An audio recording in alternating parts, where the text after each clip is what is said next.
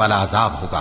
تو ان کی قوم کے لوگ جواب میں بولے تو یہ بولے کہ اسے مار ڈالو یا جلا دو، مگر اللہ نے ان کو آگ میں جلنے سے بچا لیا۔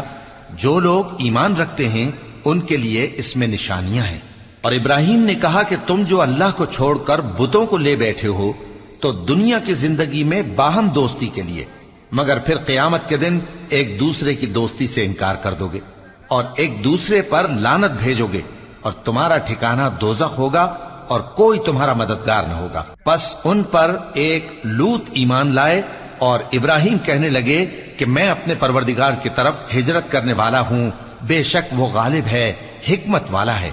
اور ہم نے ان کو اسحاق اور یعقوب بخشے اور انہی کی اولاد میں پیغمبری اور کتاب رکھ دی، اور ان کو دنیا میں بھی ان کا صلہ عنایت کیا اور وہ آخرت میں بھی نیک لوگوں میں ہوں گے۔ اور لوط کو یاد کرو جب انہوں نے اپنی قوم سے کہا کہ تم